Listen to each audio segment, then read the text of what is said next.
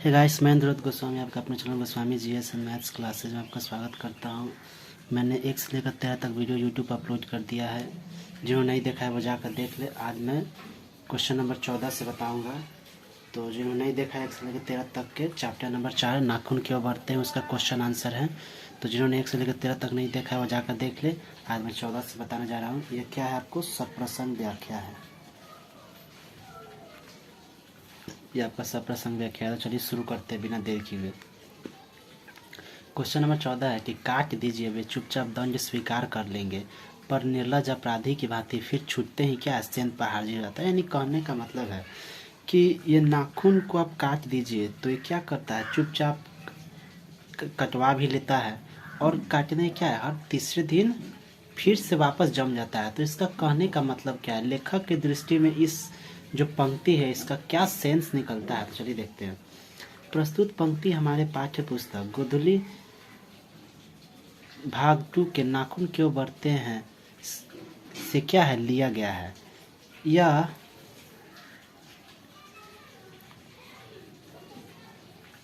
नाखून क्यों बढ़ते हैं से लिया गया। यह जो है यह हजारी प्रसाद द्विवेदी जी के क्या है, ललित निबंध है। सबसे पहले आपको पता होना चाहिए कि यहाँ पर ऑब्जेक्टिव यह पूछा जाता है कि नाखून क्यों बढ़ते हैं साहित्य की कौन सी विधा है। तो यह क्या है, ललित निबंध है, जो कि आपको क्या है। और एक बात हमेशा ध्यान रखिएगा, जो भी आप किसी भी सब्जेक्ट में अगर आप एग्जाम दे रहे हो तो जो मेन पॉइंट होता है उसका अंडरलाइन करना बहुत ही जरूरी होता है। इससे क्या होता है कि एग्जामिनर जो होता है उसका ध्यान आपके कॉपी पर आएगा। और दूसरी बात क्या, आपको शुद्ध लिखना है। इससे क्या होगा कि अगर आप इन दोनों चीज़ों का इस्तेमाल आप अपने कॉपी में कर लिए तो आपको पूरा फुल मार्क्स मिलेगा। तो चलिए बताते हैं। तो ललित निबंध है, इसमें लेखक ने बार बार काटे जाने वाले एवं बढ़ जाने वाले नाखून के बहाने अत्यंत सहज शैली में सभ्यता और संस्कृति की विकास गाथा को क्या किया है, उद्गित किया है। यानी ये इसका फ्रंट लाइन हो गया। जब भी आपको सप्रसंग व्याख्या में आए, इतना आपको इस तरह से जो है, जिस पाठ का भी सप्रसंग व्याख्या हो, सबसे पहले ये चीज़ों आपको लिख लेना होता है। यहाँ पर शीर्षक का नाम लिख लेना होता है, उसके बाद लेखक का नाम लिख लेना होता है, फिर उस लेखक जो इस कहानी में क्या बताना चाहता है उसको आप इतना लाइन में लिख देना है। और हो सके तो एक रचना का भी आप नाम लिख सकते हो, जो कि मैंने तो नहीं लिया है, लेकिन आप एक रचना का नाम में ले लो। उससे क्या होता है कि आपको यहाँ से आपको 1 नंबर मिल जाएगा। अगर क्वेश्चन आपका 2 नंबर में है तो इतना से आपको 1 नंबर मिल जाता है। उसके बाद आपको जो ये प्रश्न कहना चाहता है उसके बाद आपको लिखना होता है। यानी इस वाक्यांश अथवा इस पंक्ति के माध्यम से आप यहाँ पर पंक्ति का भी यूज कर सकते हो। तो इस पंक्ति के माध्यम से लेखक द्विवेदी जी कहना चाहते हैं कि नाखूनों की प्रवृत्ति होती है कि वह काटने के क्या है, हर तीसरे दिन, यहाँ पर आप अंडरलाइन कर लो, हर तीसरे दिन बाद एक निर्लज अपराधी के भांति क्या है, जमने लगता है। लेकिन मनुष्य पार्श्विक प्रवृत्ति को अपने जीवन से हटा चुका है। यानी कहने का क्या मतलब कि मनुष्य जो है पार्श्विक प्रवृत्ति को जो अपने जीवन से हटा चुका है, पार्श्विक प्रवृत्ति को अपने जीवन से क्या कर चुका है, हटा चुका है। वह किसी भी कीमत पर जो है ना उसे वापस नहीं चाहता है एवं बार बार काट कर मानवता के क्या है, अस्तित्व को बनाए रखना चाहता है। यानी कहना चाहता है कि जिस प्रकार नाखून की इरादा यह रहता है कि हमको काट दो तो हम तीसरे दिन बढ़ जाएंगे, उसी प्रकार मनुष्य भी जो है उसे बढ़ने ना देने की चेष्टा करता है कि वो किसी भी तरह से ना बढ़े। इसके लिए चाहे जो करना हो वह करने की कोशिश करते रहता है, क्योंकि इंसान को क्या, अपनी मानवता विचारधारा को क्या है, बनाए रखना है। मानव जो मनुष्य समाज में रहता है उसके लिए भी क्या है कि ये क्या है, नाखून का बढ़ना जहाँ हमारा एक तरफ पार्श्विक प्रवृत्ति को दर्शाता है, उसी प्रकार हम काट कर क्या है उसके मानवता के अस्तित्व को बनाए रखते हैं।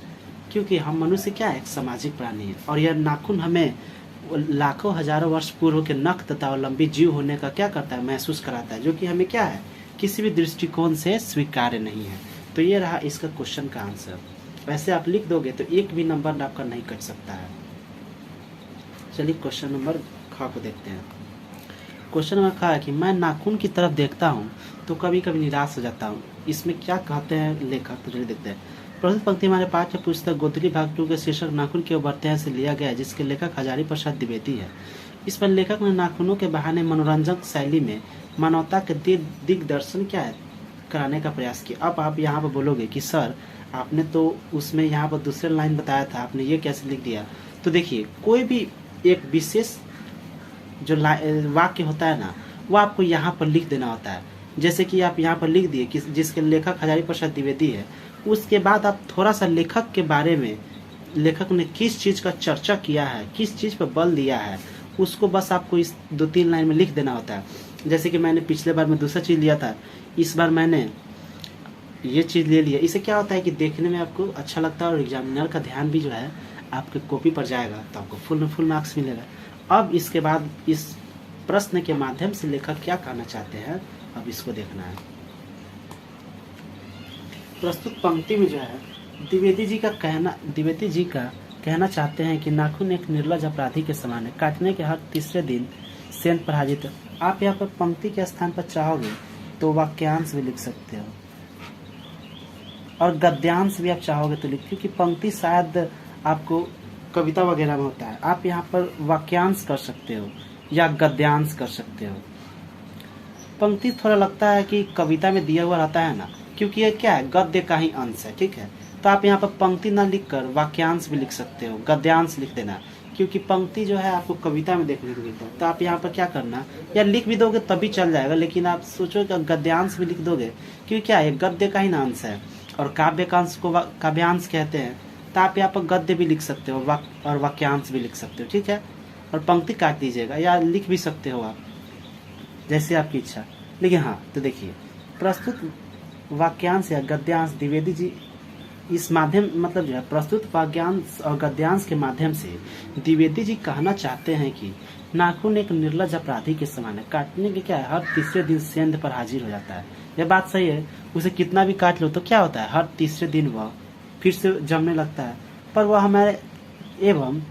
वह हमें हजारों लाखों वर्ष पूर्व के नख दतावलंबी जीव होने का क्या करता है, याद दिलाता है कि तुम वही आज से हजारों लाखों वर्ष पूर्व के क्या है, नख दतावलंबी जीव हो, जिनको हमने क्या किया है, बहुत पीछे ही छोड़ दिया है एवं मानवतावादी दृष्टिकोण का अपनाया। अतः हमें नाखून को बार बार काटते रहने से मानवता का अस्तित्व क्या है, बचा रहेगा। बात भी सही है, नहीं तो क्या बड़ा बड़ा नाखून हो जाएगा तो हम जानवर के भांति दिखेंगे, जानवर के जैसा बिहेवियर भी आ जाता है हमारे अंदर, जो कि क्या है, हमें स्वीकार्य नहीं है। क्वेश्चन नंबर ग है कि कमबख्त नाखून बढ़ते हैं तो बढ़ने दे, लेकिन मनुष्य उसे बढ़ने नहीं देगा। प्रस्तुत पंक्ति हमारे पाठ्य पुस्तक गोधुली भाग 2 के शीर्षक नाखून क्यों बढ़ते हैं से लिया गया, जिसमें लेखक ने क्या किया है, नाखून के बहाने मनोरंजन शैली में मानवतावादी मानव सत्य के दिग्दर्शन करने का सफल प्रयास किया। इस गद्यांश के माध्यम से लेखक कहना चाहते हैं कि हम नाखून के बार बार काटते रहें, क्योंकि मुझको पाशिक प्रवृत्ति क्या है, मंजूर नहीं है, जो हमें समाज से दूर करता है। जहाँ नाखून बजना हमारे पाशिक प्रवृत्ति को दर्शाता है, तो वही क्या है, इसका काटना मानवता की क्या है, निशानी, जो हम मानवता की प्रवृत्ति को किसी भी कीमत पर नहीं पहुँच सकते। हम जो कि हमने पहले ही बताया, अभी थोड़ी देर पहले बताया कि नाखून काटने के हर तीसरे दिन बार बढ़ जाता है।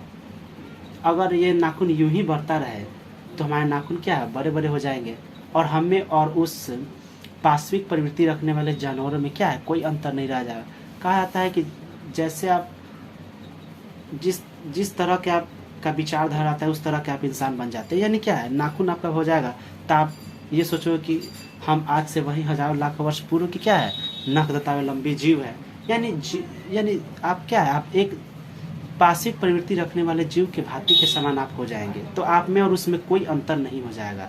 और इसे काटते रहने से क्या है, मानवता बरकरार रहता है। तो आप क्या सोचते हो कि हम जो है ये एक निर्लज अपराधी के समान जो है हमारा नाखून बढ़ते रहता है, जो हमें पाश्विक प्रवृत्ति एवं पशुता होने का एहसास कराता है। तो हमें क्या है, हमें ये चीज़ स्वीकार्य नहीं है, हम जो है इसे कभी बढ़ने नहीं देंगे। जिस प्रकार जो है सैनिक हमारा क्या होता है, हमारे देश की रक्षा करता है दुश्मनों से, उसी प्रकार हम एक सैनिक के भांति जो है इस नाखून रूपी दुश्मन का क्या करेंगे, सफाया कर देंगे, कि जो क्या है काटने के हर तीसरे दिन बाद बढ़ जाता है, यानी जम जाता है। तो यही इसका आंसर है। देख लीजिए, आपको सेम टू सेम ऐसे ही लिखना है, इससे आपका एक भी नंबर नहीं कटेगा। तो चलिए आज का लास्ट क्वेश्चन देखते हैं।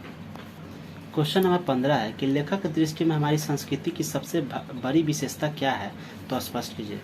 तो लेखक की दृष्टि में हमारी संस्कृति की सबसे बड़ी विशेषता है कि अपने अपने आप पर लगाए गए क्या है बंधन, जो हम मानव अपने ऊपर स्व का बंधन का क्या कर सकते हैं, त्याग नहीं सकते हैं। यानी कहने का मतलब है कि हम अपने ऊपर जो स्व का बंधन लगाते हैं और जहाँ हम उसे स्वाधीनता स्वतंत्रता जैसी भावनाओं को उसमें देखते हैं, तो उस बंधन को क्या है, जो हमें मानवता होने का एहसास दिलाता है, उसको हम त्याग नहीं सकते हैं। ठीक है। एवं भारतीय परंपरा जो आज भी अधीनता की तरह ना सोचकर भारतीय विचारधारा अथवा परंपरा, आप यहाँ लिख सकते हो, विचारधारा भी अगर लिख लोगे तो कोई दिक्कत नहीं है।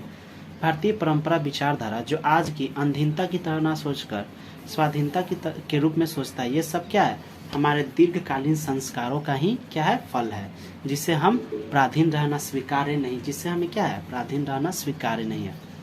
तो hope you guys like this video आपको अच्छा लगे तो प्लीज़ इसे लाइक शेयर और हमारे channel Goswami GS and maths classes को सब्सक्राइब कर दीजिए। कल मैं आपको चैप्टर नंबर 5 नागरिक लिपि को बताऊंगा, तो ऐसे ही हमारे चैनल पर बने रहें और हमारे चैनल को सब्सक्राइब कर दें। तो कल मैं नेक्स्ट वीडियो लेकर आपसे मिलता हूँ।